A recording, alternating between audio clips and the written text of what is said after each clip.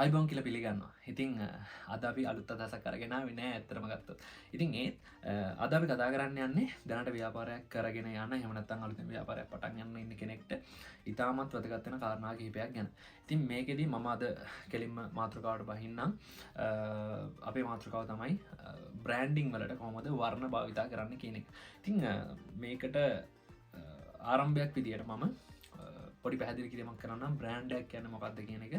ඉතින් මේ බ්‍රෑන්ඩ් එකක් කියන්න මොකක්ද කියන එක ගත්තොත් අපිට කියන්න පුළුවන් යම් වෙළඳ අරමුණක් සඳහා භාණ්ඩයක් හෝ සේවාවක් විකුණන්න වෙළෙන්දා විසින් තමන්ගේ භාණ්ඩ හා සේවාවල අනන්‍යතාවය මාකට් එකේ තියෙන අනිත් දේවල් වලින් වෙනස් හඳුනා ගැනීම සහ වෙනස් පෙන්වීම එහෙම නැත්නම් වෙනස් සමාජගත කිරීම සඳහා භාවිතා කරන නමක් සලකුණක් වර්ණයක් එහෙම නැත්නම් හැඩයක් මේ ඕනම දෙයක් කියලා අපිට කියන්න පුළුවන් බ්‍රෑන්ඩ් එකක් කියලා කියන්නේ. මේ බ්‍රෑන්ඩ් එක පවතින්නේ කොහොමද කියන එක ගත්තොත් එහෙම අපිට මේ 3 piece කියන සංකල්පය ඇතුලේ පැහැදිලි කරන්න පුළුවන්. ඉතින් මේ බ්‍රෑන්ඩ් ප්‍රොමිස් එක කියලා අපි කියනවා මොකක්ද ඔයා ලබා දෙන්නේ යුනික් ඔයාගේ මොකක්ද පාරිභෝගිකයන්ට ලබා දෙන නිසා ඒක කවුරුන් සඳහාද කියන එක. ඉතින් මේ බ්‍රෑන්ඩ් ප්‍රොමිස් එක කොහොමද පාරිභෝගිකයා ගාවට අරගෙන යන්නේ කියලා. ඔය කියන්නේ ඔයාගේ මාකට් එකට ඔයා කොහොමද මේක ලබා දෙන්නේ කියන එක අපි පර්ෆෝමන්ස් කියලා මෙෂර් කරනවා. ඒත් එක්කම අපිට මේක කියන්න පුළුවන් ඔයා මේ වගේ බ්‍රෑන්ඩ් ප්‍රොමිස් එක නැත්නම් බ්‍රෑන්ඩ් එක පාරිභෝගිකයාට සංනිවේදනය කරන්න කොහොමද කියන එක මේ බ්‍රෑන්ඩ් පොසිෂනින් කියන එකේදී අපි කතා කරනවා. ඉතින් මේකේ මේ බ්‍රෑන්ඩ් පොසිෂනින් කියන එක ඉතාමත්ම වැදගත් වෙන කාරණාවක්. මොකද ඔයාලට මම උදාහරණයකට කිව්වොත් ඔයාලගේ බ්‍රෑන්ඩ් පොසිෂනින් කියලා කියන්නේ බ්‍රෑන්ඩ් එකක් කොහොමද පාරිභෝගිකයාගේ මනසේ මොන තැනද කොයි විදියද තැන්පත් වෙන්නේ කියන එක තමයි කියන්නේ. ඉතින් මේකෙදී ගොඩක් සැලකිලිමත් වෙන්න ඕනේ. මේක හරි තැනකට පොසිෂන් වුණොත් බ්‍රෑන්ඩ් එක ලයිෆ් ටයිම් සස්ටේනබල් කියලා අපිට කියන්න පුළුවන් කියන්නේ. නමුත් යම් ප්‍රශ්න වෙන්න පුළුවන්. නමුත් බ්‍රෑන්ඩ් එක සස්ටේනබල් කරගන්න පුළුවන් මේ හරි තැනක පොසිෂන් වල. උදාහරණයක් ගත්තොත් පෙනඩෝල් කියන ඔයාලට මතක් කරලා බලන්න. ඔයාලා ගිහිල්ලා පෙනඩෝල් දෙකක් දෙන්න එහෙම නැත්නම් පැනඩෝල් එකක් බොන්න. එහෙම තමයි ඔයාලා කියන්නේ. නමුත් ඇත්තටම පෙනඩෝල් කියලා ඖෂධයක් නැහැ. ඒක ෆාමකෝෆියගේ තියෙන්නේ පැරසිටමෝල් කියලා. ඉතින් මේ පැරසිටමෝල් කියන ඖෂධය සේම් කන්සන්ට්‍රේෂන් සේම් ඩෝසේජ් වලින් ඒකම තමයි මේ පැනඩෝල් කියලා හැඩේ වෙනස් කරලා වෙනම පැකට් එකක් ආවරණයක් පැකේජින් එකක් ඇතුලේ දාලා විකුණන්නේ. ඉතින් මේකෙදි මේ පැනඩෝල් කියන එක පොසිෂන් වෙලා තියෙන තැන අනුව තමයි අපි මේ පැනඩෝල් කියන නම මේ ඖෂධයට භාවිතා කරන තැන තත්ත්වයටම ඇවිල්ලා තියෙනවා. අපි දන්නවා මොකක් හරි ඔලුවක එක්කමක් ආවොත් මොකක් හරි ඇගේ පත වේදනාවක් ආවොත් මේක අනිවාර්යෙන් ආන්සර් කරනවා කියලා. ඉතින් එතකොට කියන්නේ පැනඩෝල් දෙයක් බොන්න කියලා. හරි. ඉතින් ඒක පොසිෂනින් වල එක උදාහරණයක්. ඉතින් දැන් උදාහරණයක් ඇපල් ගත්තොත් ඇපල් ෆෝන් එකක් පාවිච්චි කරන කෙනෙක් ටිකක් හොඳයි පොස් ලස්සන ෆොටෝ එකක් වදිනවා නිකන් ඇපල් ෆෝන් එකක් කියන එක හරි ඒ පොසිෂන් වල තියෙන තැනක් තියෙනවා. ඉතින් ඇපල් බ්‍රෑන්ඩ් එක. ඒ වගේ තමයි. හරි. දැන් ඊගාවට කතා කරමු මේ බ්‍රෑන්ඩ් ස්ට්‍රැටජි එකක් කියන්නේ මොකක්ද කියලා. මේ බ්‍රෑන්ඩ් එක පවත්වා ගැනීම සඳහා භාවිතා කරන උපාය මාර්ග වලට තමයි බ්‍රෑන්ඩ් ස්ට්‍රැටජි එකක් කියලා කියන්නේ. ඉතින් මේ බ්‍රෑන්ඩ් ස්ට්‍රැටජි අපි මූලික කොටස් තුනකට කඩලා පැහැදිලි කරන්න පුළුවන්. මේ බ්‍රෑන්ඩ් එකේ හරය මොකක්ද, කෝ එක මොකක්ද, එහෙම නැත්නම් මේ බ්‍රෑන්ඩ් එක පොසිෂනින් කරන්නේ මොකක්ද, අනිත් කාරණාව ඊගාවට අනිත් කාරණාව තමයි බ්‍රෑන්ඩ් එකේ පර්සනැලිටි එක මොකක්ද කියන එක. ඉතින් මේ කෝ එක ඇතුළේ අපිට කියන්න පුළුවන් බ්‍රෑන්ඩ් එකේ අරමුණ මොකක්ද, එහෙම නැත්නම් බ්‍රෑන්ඩ් එකේ දැක්ම, ඒත් එක්කම බ්‍රෑන්ඩ් එකේ තියෙන වටිනාකම් මොනවද. මේ පොසිෂනින් ඇතුළේ අපිට කතා කරන්න අපේ ඔඩියන්ස් එක කවුද, අපේ වෙළඳපොළ කවුද, අපේ ගෝල්ස් මොනවද, ඒත් එක්කම බ්‍රෑන්ඩ් පර්සනැලිටි අපිට කතා කරන්න පුළුවන්. මේ අපේ පර්සනැලිටි කොහොමද පේන්නේ, බ්‍රෑන්ඩ් ඉමේජ් එක මොකද්ද, අපේ බ්‍රෑන්ඩ් එකේ හඩ මොකද්ද, අපි මොකද්ද කියන්නේ, මොකක්ද දෙන මැසේජ් එක, අපේ ස්ලෝගන් එක මොකක්ද. මේ දේවල් කතා කරන්න පුළුවන් මේ බ්‍රෑන්ඩ් පර්සනැලිටි එක ඇතුලේ. හරි. බ්‍රෑන්ඩ් එකක් ඩිසයින් කරන්නේ කොහොමද කියන එක ගත්තොත් එහෙම බ්‍රෑන්ඩ් එකක් ඩිසයින් කරනකොට මේ වීලා කියලා කෙනෙක් ඩෙවලොප් කරපු ප්‍රොසෙස් එකක් තියෙනවා. මේක තමයි දැනට පිළිගන්න ලේටස්ට්ම එක. ඉතින් මේකෙදි මෙයා කියලා තියෙනවා මේ ස්ටේජස් පහකට මේක කරන්න ඕනේ. මේක රිසර්ච් කරන්න, ඊට පස්සේ බ්‍රෑන්ඩ් ස්ට්‍රැටජි එක හරියට ඩිෆයින් කරලා ඒක අඳුන ගන්න, ඊට පස්සේ අයිඩෙන්ටිටි එක අඳුන ගන්න බ්‍රෑන්ඩ් එකේ. ඒත් එක්කම ටච් පොයින්ට්ස් ටික හරියටම කියන බ්‍රෑන්ඩ් එක්ස්ප්‍රෙෂන්ස් කොහොමද ටච් කරන්නේ පාරිභෝගිකයා කියන අඳුන ගන්න, සහ මේ තියෙන ඇසෙට්ස් ටික වත්කම් ටික කළමනා කරන්නේ කොහොමද කියන එක තමයි මේ බ්‍රෑන්ඩින් අයිඩෙන්ටිටි ප්‍රොසෙස් එකකින් මේ වීලා කියන කෙනා ඉදිරිපත් කරලා තියෙන්නේ. ඉතින් මේ වර්ණ භාවිතා කරන තැන ගත්තොත් එimhe ඉතාමත් මේ ප්‍රොසෙස් එක ඇතුළේ ඉතාමත් කුඩා තැනක කුඩා දෙයක් තමයි මේ වර්ණ භාවිතාව කියන එක කියලා කියන්නේ. ඉතින් අද අපි ඒක ගැන තමයි ගොඩක් කතා කරන්න යන්නේ. මේ ක්‍රියටිං අයිඩෙන්ටිටි කියන එක සහ මේ බ්‍රන්ඩ් එක්ස්ප්‍රේෂන් මතන් ටච් පොයින්ස් නිර්මාණය කිරීමෙන් සම මේ වර්ණ කෙනෙක භාවිතා වෙන්න හරි ඉතින් මේ අයිඩෙන්ටිටි ඩිසයින් එක සහමනත්තන් ටච් පොයින්් ඩිසයින් කරද්දි අපිට වැදගත්වෙන කරණ ගොඩක් තියෙනවා මේ වර්ණවලට අමතර නම ලෝගෝ එක එමනතන් ටැක්ලයින් එක අපි ස්ලෝගන්න එක් කියලත් කියනවා ඉතිං හැඩතල මොනද භාවිතා කරන්න ෆොන්ස් මොනවද ඉමේජස් මොනවද ඒත් එක්කම මේ අපි කටෙන්ස් දෙන විදිිය උදාහරණ ගතත් වාල ෆනි කටෙන්ස් දෙනන එක බ්‍රන්් එක පොඩි ෆනී කියලා ඉමේජ්ජක් කෙනවා පාරිභෝගයට තම ගොඩක් ප්‍රොෆෙෂනල් කටෙන්ස් දෙනවාන ප්‍රොෆෙෂනල් විදිරවා මේ කටෙන්ට් එක එලියට දෙනවන සහික පාරිභෝගය ගවට අරගෙන තර පොඩි බ්‍රන්් එක ප්‍රොෆෙෂනල් වෙනවා මේ ඒ වගේ දේවල් භාවිතා කරන්න පුළුවන් මේක මේ වර්ණ ගැන කතා කරදදි බ්‍රන්ඩිං වලින් වර්ණ භාවිතා කරන ගැන කතා කරන්න කලින් මුගලන් තව වර්ණ ගැන පොඩි පැදිලි කිරීමට අදනම වර්ණ විද්‍යාව මූලික සංකල්ප කීපයක් තීරිස් කීපයක් ඉතින් මේක කියනවා කලස් සියලුම වර්ණ අපි දකිනවා හැදිලා තියෙන්නේ ප්‍රධාන වර්ණ තුනක් ඇසුරෙන් කියලා. මේ වර්ණ තුන කහ, රතු, නිල්. ඒතර මේ වර්ණ තුනෙන් තමයි අපි භාවිතා කරන අපි දකින මේ කලස් හැදිලා තියෙන නිසා මේක ඒකට කියනවා ප්‍රයිමරි කලර්ස් කියලා. ප්‍රාථමික වර්ණ. ඉතින් ද්විතීයික වර්ණ එන සෙකන්ඩරි කලර්ස් කියලා කියනවා. මේ හැම එකක්ම හැදෙන්නේ මේ තියෙන රතු කහ එක තුල තැබිලි හදනවා. ඒ වගේම කහ නිල් එකතු වෙලා කොළ හැදෙන ඒ වගේම රතු නිල් එකතු වෙලා ධම්ම හැදෙන මේ වගේ හැදෙන මේ ටෙරිටරි කලර්ස් කියලා කියන ද්විත්වමය ත්‍රිත්වමය වර්ණ. ඉතින් මේ වර්ණ හැදෙන්නේ මේ ප්‍රාථමික කල එකක් සහ සෙකන්ඩරි ද්විතීයික කල එකක් එකතු වෙලා තමයි මේක හැදෙන්නේ. ඉතින් මෙන්න මේ ආකාරයට අපිට ඒ විදිහට කල වීල් එක ඩිසයින් වෙනවා ඩිවලොප් වෙනවා. ඉතින් මේ කලර් වීල් එකකින් ගත්තොත් මේ කලර් වීල් එකේ මෙන්න මේ කොටසක් කියන්නේ කහ වර්ණය කහ රතු වලට හුරු කොටස අපි උණුසුම් වර්ණ කියලා සලකනවා.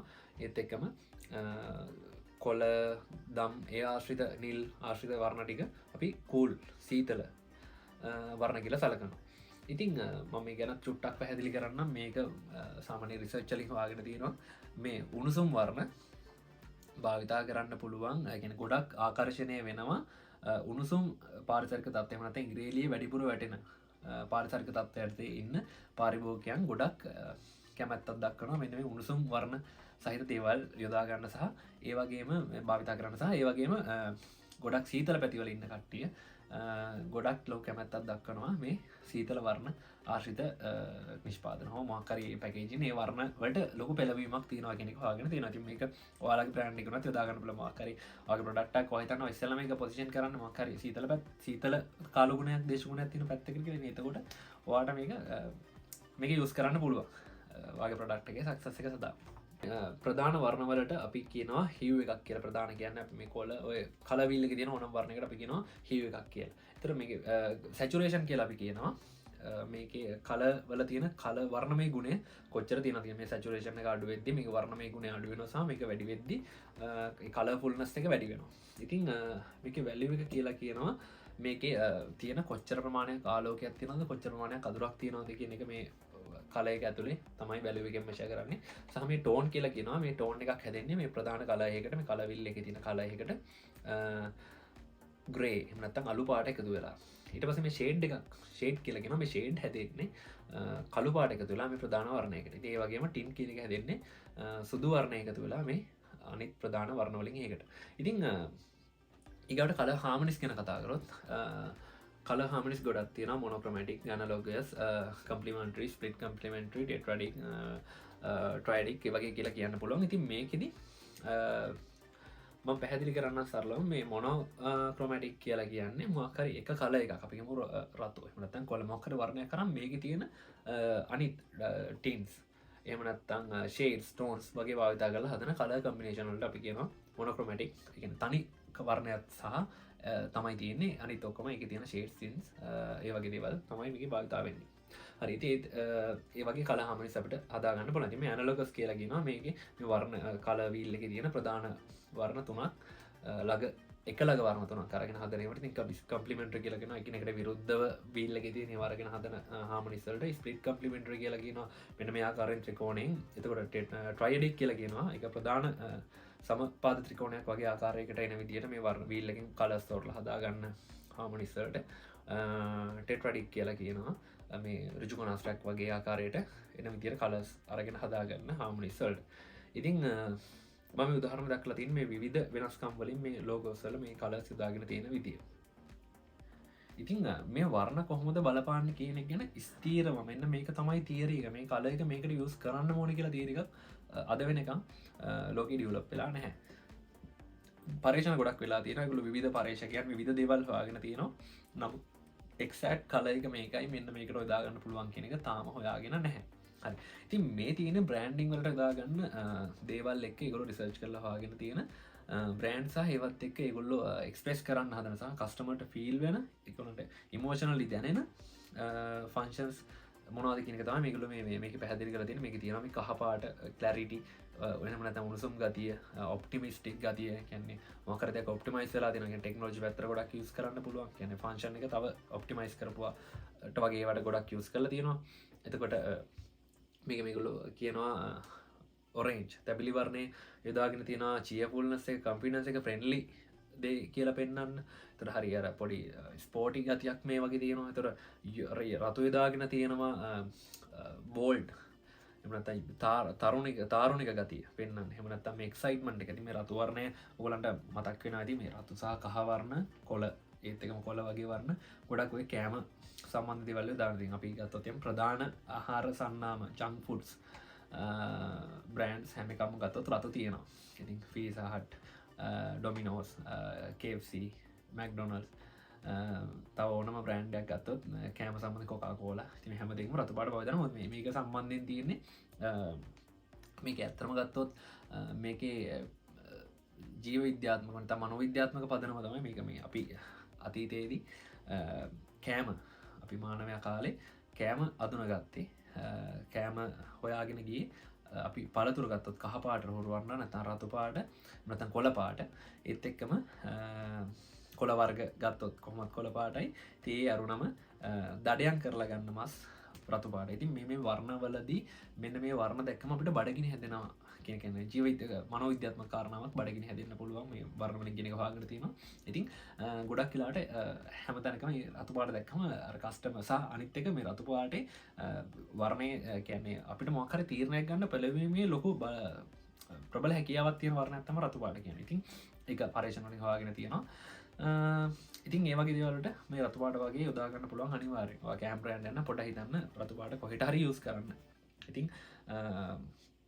ඒත් එකම අපි ගත්තොත් දම් පාට ගත්තොත් එහෙනම් මේක ප්‍රඥාවේ වර්ණය කියලා තමයි කියන්නේ. ඉතින් මේක මේ ගොඩක් නිර්මාණශීලී ගොඩක් බුද්ධිමත් වගේ ෆීලින් එකක් තමයි දෙන්නේ. මේක ටෙක්නොලොජි පැත්තේ වලට යූස් කරන්න පුළුවන්. රාජකීයත් ඒ කාරණේ එහෙනම් රොයල්ටි කලර් එකක් කියලා තමයි කියන්නේ. ගොඩක් ප්‍රීමියම් කලර් ප්‍රොඩක්ට්ස් වලට යොදා ගන්න පුළුවන්. සහ අපි උදාහරණයක් ගත්තොත් දැන් ගොඩක් ප්‍රඥාවන්තයින්ගේ වර්ණය කියලා කියන ඉතින් බුද්ධිමත් කෙනෙක්ට ටාගට් කරනම දම් පාට යූස් කරොත් එයා ඇට්‍රැක්ට් වෙන්න තියෙන සම්භාවිතාවය වැඩි. ඉතින් මේ නිල් පාට ගත්තොත් ට්‍රස්ට් එක ඒක ස්ට්‍රෙන්ත් එක ඒ වගේ දේ ගොඩක් ඒකේ එක්ස්ප්‍රෙස් කරන්න නිල් පාට සමත් වෙනවා. ඉතින් ගොඩක් ටෙක්නොලොජි පැත්තේ වල ගොඩක් යූස් වෙනවා. ඒක වාට බලා ගන්න පුළුවන් ස්ටඩි කරන්න වගේ එකට කොහොමද යූස් කරන්න පුළුවන් කියලා. ඉතින් මේ කොළ පාට ගත්තොත් එහෙනම් මේක ගොඩක් ග්‍රීන් පීස්ෆුල් එහෙම නැත්නම් අපි කියනවා හෙල්ති දේවල් වලට තමයි මේක ගන්න අරන් තියෙන්නේ. සාහික වාට ගන්න පුළුවන් වගේ ෆුඩ්ස් වලට ඒ වගේ දේවල් වලට ගන්න පුළුවන්. මේකේ හෙල්ති නැචරල් ඒ වගේ ෆීලින් එකක් තමයි මේ කොළ පාටින් දෙන්නේ. ඉතින් මේ ග්‍රේ කලර් එක යොදා ගන්න පුළුවන් හරි බැලන්ස් කාම් නියුට්‍රල් ෆීලින් එකක් එක්ස්ප්‍රෙස් කරන්න. රෝස පාට වගේ වර්ණයක් යොදා ගන්න පුළුවන් ඔයාලට. ගොඩක් කාන්තාවන්ට ගැලපෙන ප්‍රොඩක්ට්ස් වලට යොදා ගන්න පුළුවන්. ඉතින් ගොඩක් කෙයාරින් පොඩි පැෂනේට් ඉමැජිනේටිව් පොඩි ඉනොවේටිව් ගතියක් මේ ඇතුළේ තියෙනවා.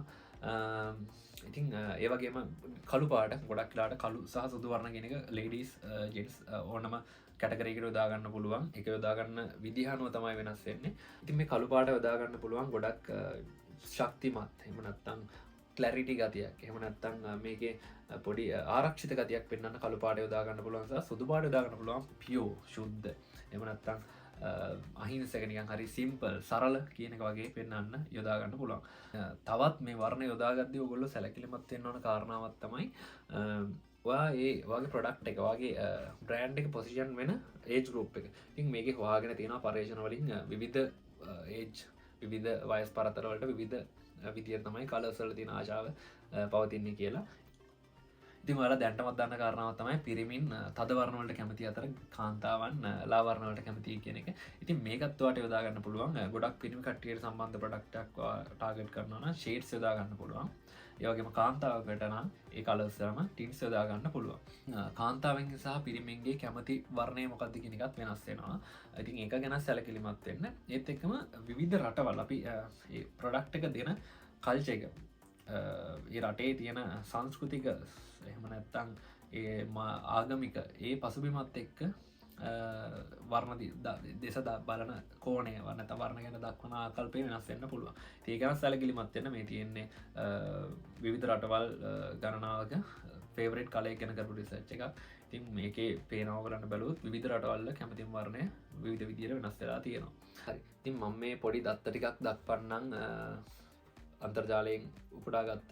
ඉතින් මේක කියලා තියෙනවා ගොඩක් පාරිභෝගිකයෝ 84.7ක් වගේ පාරිභෝගිකයෝ වර්ණය සම්බන්ධයෙන් තමයි තමන්ගේ භාණ්ඩේ මිලදී ගන්නා තීරණය ගන්න කියලා. ඉතින් ඒත් එක්කම මිලදී ගද්දි 93ක් බලන්නේ විෂුවල් අපියරන්ස් එක. කියන්නේ යාට පේන දේ ගැන තමයි කියලා. ටෙක්ස්චර් එක ගැන බලන්න 6යි සහ ඒකේ සවුන්ඩ් එක එහෙම නැත්නම් ස්මෙල් එක සහ අද කියන්නේ පෙනීමට අමතරව අනිත් දේවල් වලින් සංවේදන ඉන්ද්‍රියන් වලින් ගන්නා දේවල් මත තීරණය ගන්න 1යි කියලා. ඉතින් එතකොට 80%ක් අපිට කියන්න පුළුවන් වර්ණ භාවිතයෙන් බ්‍රෑන්ඩ් රෙකග්නිෂන් එක වැඩි කරගන්න පුළුවන් කියලා. ඉතින් මේකේ තියෙනවා මේ අපි සාමාන්‍යයෙන් වර්ණ රහිතව මේක පරීක්ෂණ වලින් ඔප්පු කරලා තියෙන දෙයක්. වර්ණ රහිතව තියෙන යම් දෙයක් දිහා බලනකොට වඩා 42%ක සම්භාවිතාවයක් තියෙනවා වර්ණයක් තියෙන දෙයක් දිහා බලන්න කියන එක. යම් පරීක්ෂණ වලින් ඔප්පු කරගෙන තියෙනවා කාන්තාවන් කැමති තමන්ට ෆේවරිට් කලර් එකක් තියාගන්න පිරිමි කට්ටියට වඩා. ඉතින් ඒ වගේම යම් වර්ණ තියෙනවා ඒ වර්ණ භාවිතාවේදී මතක හින්න සම්භාවිතාවය වැඩි. මේක අධ්‍යාපන ක්ෂේත්‍රවලදී විශේෂයෙන් භාවිතා කරනවා. ඉතින් මම හිතනවා ඔයාලට යම් අවබෝධයක් එන්න ඇති කියලා මේ වර්ණ කොහොමද බ්‍රෑන්ඩ් වල භාවිතා කරන්න කියලා. ඉතින් මම ඔයාලට මේ වීඩියෝ එකකින් ඔයාගේ බ්‍රෑන්ඩ් එකට හරියට කලර් එක මේකයි කියලා කියන්න නෙමෙයි මම මේකෙන් හැදුවේ. මම ඔයාලට මේ සම්බන්ධයෙන් හිතන්න ඕන විදිහ සහ හොයන් ඔයාලා ස්වයං අධ්‍යයනයක් කරගන්න අවශ්‍ය වෙන දැනුම හොයාගන්න විදිය සහ එතෙන්ටම පොඩ්ඩක් ඕගලම ඕපන් කරලා තියෙන එක තමයි මේ වීඩියෝ එකෙන් කරේ. ඉතින් මේකේ අනිත් කොටස් මේ බ්‍රෑන්ඩ් නේම් එක, බ්‍රෑන්ඩ් එකේ ෆොන්ට් එක, මේ ෂේප්ස් මොනවද යූස් කරන්න මේ දේවල් ගැන අපි ඉදිරියේදී කතා කරමු. කලර්ස් ගැන මම හිතනවා ඔයගලන්ට මේ පොඩක් ඉන්ට්‍රෙස්ට් වෙන්න තියලා තව හොයන්න මම ගොඩක් රිෆරන්ස් ලින්ක්ස් දාලා තියෙනවා. වීඩියෝස් ඒ වගේම ලොකු ආටිකල්ස් රිසර්ච් පේපර්ස් වගේ දේවල් මම ඔයාලට මෙතන දාලා තියෙනවා රෙෆරන්ස් වල. ඒවා අනිවාර්යෙන් බලන්න. මේ ගැන වැඩිදුර අධ්‍යයනයක් කරන්න. මොකද ඔයා ප්‍රොඩක්ට් එකේදී කලර් එක ඔයාගේ සක්සස් එකට අතිශය බලපානවා. උදාහරණයක් කිව්වොත් දැන් ඔයාලට මම කිව්වොත් S2 වහගෙන WhatsApp එකේ ලෝගෝ එක අදින්න කියලා ඔයාලට ඇත්තටම අද ගන්න බැරි වෙනවා.